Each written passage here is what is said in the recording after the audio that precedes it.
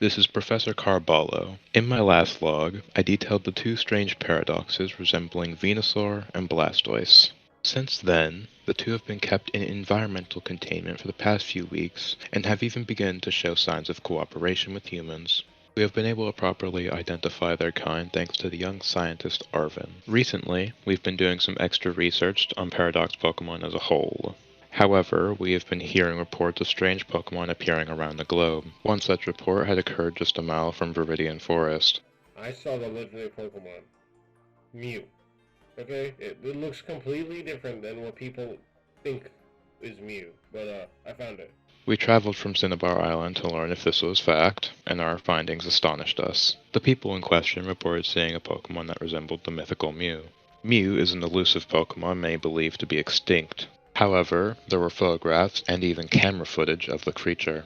A day of searching within the forest led us to evidence that suggested a creature with small feet and the ability to harness other types at once had been in the area. By the next day, we located the Pokemon drinking from a small lake. In terms of its appearance, it has several similarities with the Iron Cannon we discovered prior to this. The metallic substance, as its skin, combined with the detached limbs and energy sources running along its body, had us determine its futuristic lifestyle. We were luckily able to bring it into our research facility due to its curious and friendly nature. Although we quickly learned of its powerful abilities, and just how far this Pokemon's limits go. The Pokemon is able to learn almost every move in existence, and as a result, has a completely randomized moveset.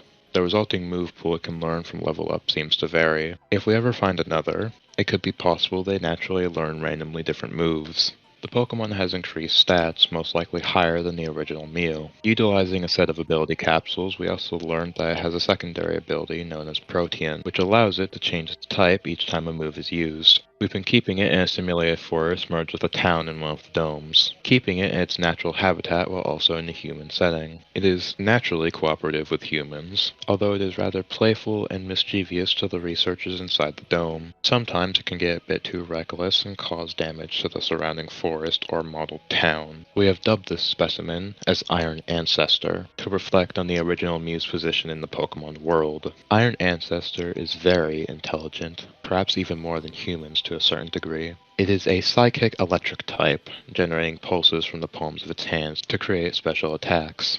There is one weakness this Mew has, which I would like to address in the case of an emergency.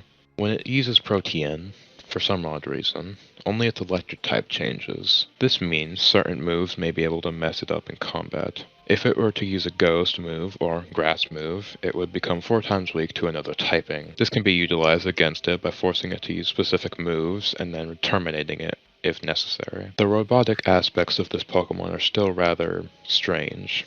It still needs to sleep, drink, and even eat. Perhaps this really is a Pokemon, and not some type of machine. Overall, our studies have proven to be successful in determining exactly what kind of specimen we are dealing with. We still don't know where any of them are coming from, only knowing that the great crater of Paldea may have many of the answers we are searching for. We will be attempting a manned mission to the region in hopes of locating the origins of the Paradox Pokemon. Until then, we are closely monitoring and caring for the 3 Pokemon, having them help us on our quest to discover more about the truth of these paradoxes.